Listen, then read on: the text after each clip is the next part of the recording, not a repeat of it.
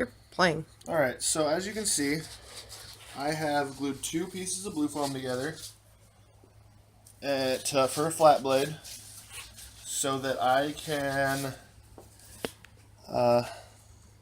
basically cut out, you can see that I cut out the place for a core to lay. Actually, I'm making a lot of swords right now if you want to look.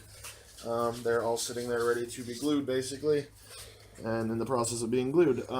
So basically you just want to make sure that you have a lot of depth where the core sits. How did you measure? What's the measurement you use? I make sure to use there's about 1.5 inches for a stab tip, just because I'm gonna put an actual edge on this, a nice 90-degree angle spike, so that it looks like a really cool sword. But as I glue these, what's the width? The width of this sword is, I want to say, 275. They all come out to about 275. I usually cut the foam at 3, just so that if I make any mistakes, I still have a little bit of foam left. So I cut out 3 pieces of blue foam that are 3 inches wide by 2/3 of whatever you need for strike legal. A little bit over if you can, just for breakdown and stuff. But you always want to make sure that you have a legal sword. Right now, like I said, I'm just gluing stuff. So I put glue on that, putting glue on this, so that when I go to set the core in there, you will be able to see a nice good seal. As you can see, this piece is a little bit bigger than the other piece of foam. It's because those are already sanded down to what I want them. These are the 3-inch pieces that I am going to glue together onto the other thing. I have dapped this core. This is a golf club with some PVC handle. I'm going to set this in here like, oops.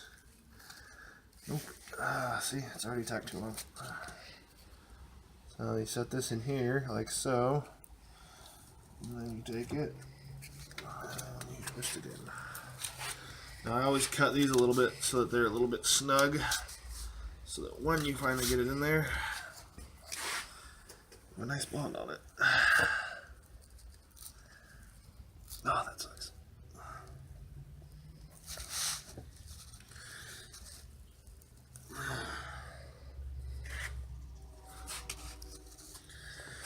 Okay, now that I have that on there, I'm going to roll this thing on there. And by roll, I mean set.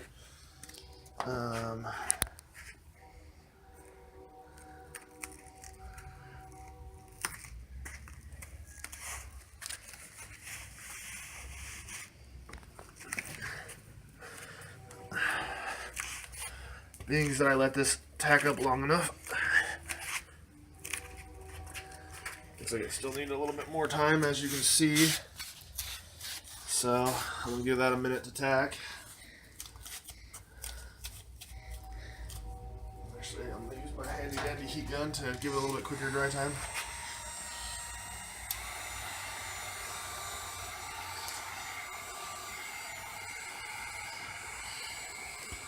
And yes, I did say handy dandy. I'm old, but I'm not that old.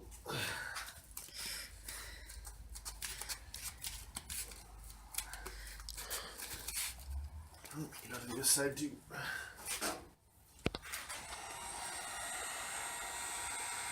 When I just come look, I'm just blowing it into the areas where the gaps are to give it a little bit more heat. It's a little bit colder out today, so I have to do this just to make sure that the seal is strong.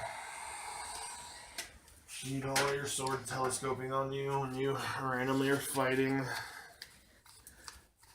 You don't want it to come out and, you know, throw one of those, oh no, I hit you with my core, because my blade's not on it anymore. But anyways, you sand this down afterwards, and I will have a video of me basically done with this sword here in a little bit. And yeah, that's basically how you make a flat blade. Thank you. So I've sanded this blade. I didn't take it to a 45-degree angle like I thought I was going to be on the tip as a stab tip because I just remembered that we are letting little kids use these, and we decided that they probably shouldn't have sharp, pointy things to stab each other with. So we'll give them a nice little flat, rounded edge. Still has an edge on it, but it'll do the job. But that's how you build a flat blade, and I hope that this increases your crafting experience, and I hope that all of my videos do.